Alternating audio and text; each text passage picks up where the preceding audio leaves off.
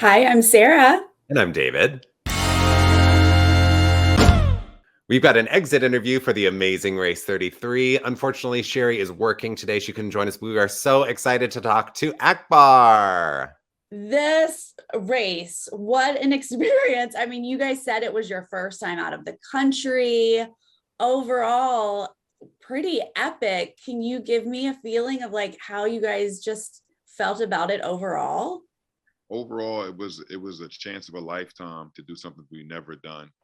We always, I mean, obviously you want to win the money, right? But we got on it for bigger purposes. Like kids where I'm from, like me, 45 years old, that never been out the country, they don't even know what it looks like. You have to expose them. As educators, we're supposed to expose them to it. So we got a chance to expose kids, our biological and our non-biological kids. So we won the Amazing Race no matter what, because our kids got to see Scotland and Europe and, I didn't say Europe, but London and Switzerland and France. It was like, come on, like you got to see me running across and singing a kilt, dancing for God's sake. So we won. We won the race. Yeah. Well, I do want to go back to the Switzerland leg. That's where you guys were doing the stairs, right? With the wine and the chestnuts and all of that. You guys had such an interesting dynamic as a married couple in your decision making and how you work together. But what were you guys thinking in that detour, choosing those stairs versus making the sausage? Like, what was the logic there? So it was in the heat of the battle, right? And we had got there quick. We had seen Kim and Penn. We were like, oh, we close, right? So we get there and we're looking around like we're so happy we saw Kim and Penn that we kind of went blank for a minute, right? And then people will start standing around, and that means like it's a clue near, because people don't. I mean, you start like, oh, there's people standing over there. So we was at the chestnuts forever, like, why is everybody standing over here? And then we're like, this is not it, man. We started running. We seen Dusty and Ryan. We like, this is the front of the pack, y'all. So we was like, why would we leave? We saw Kim and Penn and Dusty and Ryan and go look for something we have no idea where it was at. So at that moment, we wasn't thinking a million stairs after Sheri, the previous leg, just had to do the mountain. We wasn't thinking it. It was like, we right here. We can do it. And listen, strategy for us as racist fans is always you do the physical challenges. It takes the subjectivity out of it. Yeah. Hello, I'm here versus can you judge this for me? Right. So that was our thing. Our strategy coming into the race was do the physical challenge, and we just were so happy to see Ryan and Kim and Penn. I bet. We just went with it. Yeah. Now, on this last leg, it looked like you guys did really well with the cheese and then just got passed in that canyon, the river. Was there anything that you could have done? Did something go wrong? So what went wrong was I had to do the mountain, right? So that was it. So I don't want to make excuses. I don't want to be about excuses, but it definitely wasn't for the big guys. Like I had to jump in some little things and all of that, but I'm not here to make excuses. I gave up my lead on the mountain. Arun was right with me, but there's nothing scarier in a race than hearing, Ryan going, whoa! I was like, I cannot outrun Ryan. But if you listen to Sheri said we should have did the mule. We should have did the donkeys, because it was like, it was a set time that you had to be there to get the boiling temperature up. Whereas we seen Kim and Penn and we seen Kayla and Raquel, it was like we should have went with it. But we're fans of the race and we didn't want our ox to be broken. So and we both cook a rule. So, but if I had to judge how we lost, it was me on the mountain. Even though we couldn't paddle on the boat either, but I think if I could have made up some more time on the mountain, we probably had a little bit more cushion to come in a better place than last. Yeah. Now, what was it like with the stop down, the 19 months off, in between sort of legs, two legs of the overall race this season? What was that time off like? It was hard because you never knew. You wanted the race to resume, but it's hard to stay in that type of shape for 19 months, especially when the gym just closed and all. You know what I mean? Like people don't realize the world stopped, and and we stopped as well. And we were so and again, not to make excuses, exhausted from virtual learning. Yeah. That virtual learning took a toll on the entire world. And we was in that percentage of people that was just, I had never been that, worked that hard in my life. But I can just say we wasn't in that type of race shape when we got the call to come back. So we got a place to blame where it was at. I went and bought the Northern Track and all of that stuff. You know what I mean? I did all of that because YMCAs and all that was still closed, but you needed a personal trainer. You needed somebody doing CrossFit and running and I guess, kayaking as well, right? Yeah. So we learn how to do that. But yeah, so I just, it was hard. It was hard for people to stay in that type of shape for 19 months with the world being shut down and in the line of work that we do. Oh, yeah. Right. Absolutely. You guys, it probably was harder for you because you're educators in the middle of this COVID pandemic. Was there a highlight for you? Do you have a favorite moment from the race? Absolutely. It was Sheri bungee jumping. I think all the fans of the world, I literally, if you watch me, I wouldn't give her eye contact because she kept saying, oh my God. I was like, nope, I'm not going to give you an out. You got it. But I was not trying to look at her because if you've seen your significant other, I didn't want to give her that out. But she knew, we knew my weight. I am 6'7", 265 on a good day. I'm never bungee jumping. I'm never flying out of a plane. I'm just too much weight. You cannot do it. So she knew that any height challenge, she had to do it. So people keep asking, they like, well, why did you let her do the mountain? She said, I'm going to do all the height challenges because I can't swim. I can't do this. So if it happens, he automatically have it. So it's strategy. So I was so happy to see her bungee jump and do it with little to no regard about hesitating whatsoever. Yeah. So that was the highlight of the season. I don't think anything will top that the entire season. Yeah, for sure. What about, is there anything that you guys prepared for that you didn't get to use? So the first time around, I didn't know how to drive.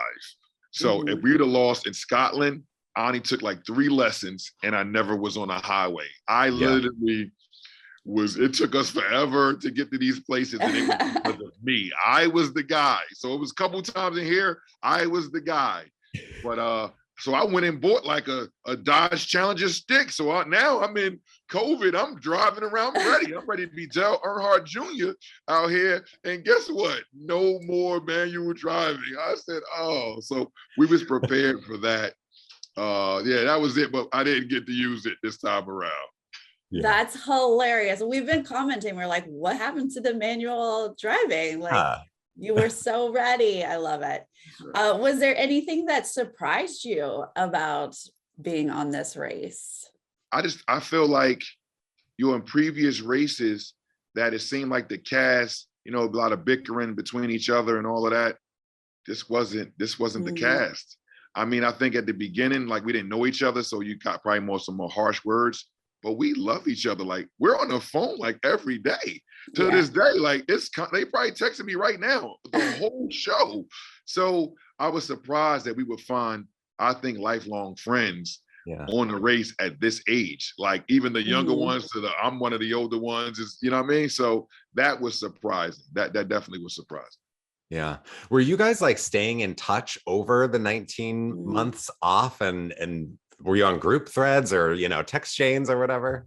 No, that's not allowed in the race. So we couldn't, we can't do that. You cannot, go back and forth. Got it. Because I was noticing in this recent episode, when you and Sheri showed up to the kayak pumping thing, one of the twins said like, oh, Akbar and Shelly are here. And I was like, Shelly, they don't even know each other yet. And it's been so long, but it makes sense since you couldn't contact each other. Yeah, no, we couldn't. And we in Jersey. I think that was just a quick, I messed up people's names. Or you said totally. And plus, I don't want to lose to them. I like them, but I don't even care. That is Shelly and Akbar. Yeah. We don't care about their names right now. You're doing a race. Well, I want to know, how is the Lights On program going? So the Lights On program, we had to morph it into a different program because we were no longer during COVID allowed to let the babies in the building. Oh. So we transformed into a grab and go because child hunger went up. And then senior citizens, you've seen the lines for the food banks when the world shut down. So we became one of those places. So not only now do we serve our kids, we serve the homeless, we serve senior citizens, we serve the community and other families. So when we finally got back in buildings, now my babies are here for the Lights On program, but now I'm also having those people that were still coming to get those hot meals and that fresh produce as well. So we have kids in the building and we still doing grab and go. So now we still averaging about 250, 300 during the pandemic, which is awesome. And we just had to change the timing. I ended up losing one of my babies shortly during COVID. And the kids that said, Cook, we need to stay here right after school. It's not safe for us to go home and then come back. So I moved the time from 6 to 11. Now it's 3 to 8. So the babies, right after they get out of school, they can stay to 8, and now they can pick and choose what time they want to go. So that's the new change of the Lights On. And I thank you for asking, but yeah, we still rocking and rolling. We got Lights On tomorrow.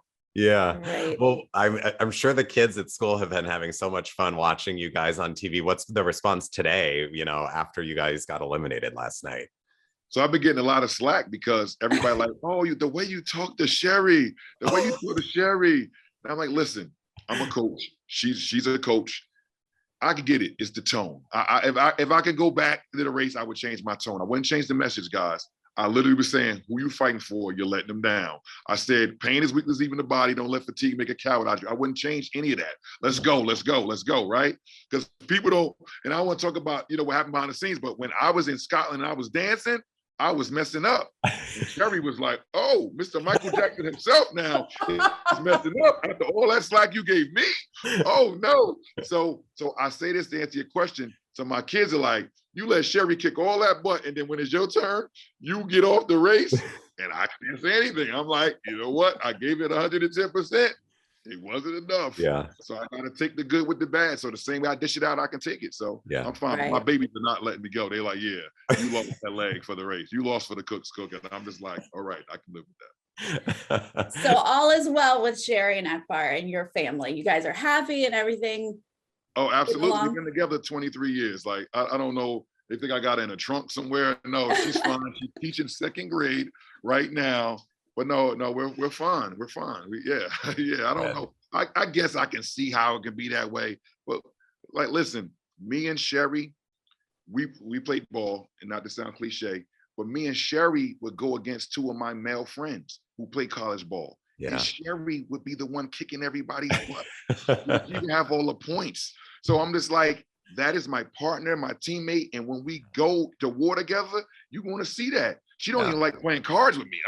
Let's pick another. I want another partner. I don't want to play with him. So, but yeah, that's our dynamic. I'm sorry if, they wanted us, oh, baby. I wasn't old baby. And when I married her, she wasn't old baby in me either. That's just not how we set up. So she's the yin to my yang. So I'm the a-hole and she's the same.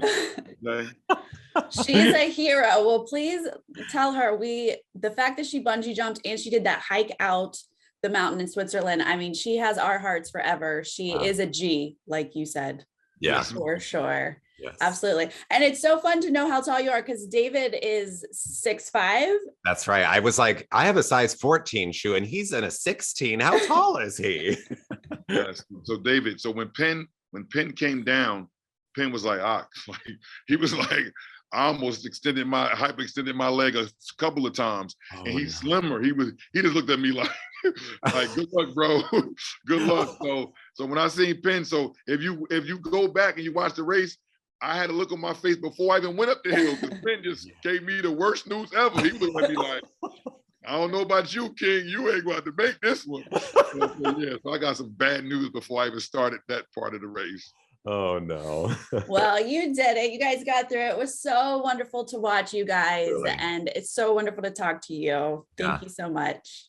Thank you for having me, guys. Nice to meet you. Bye.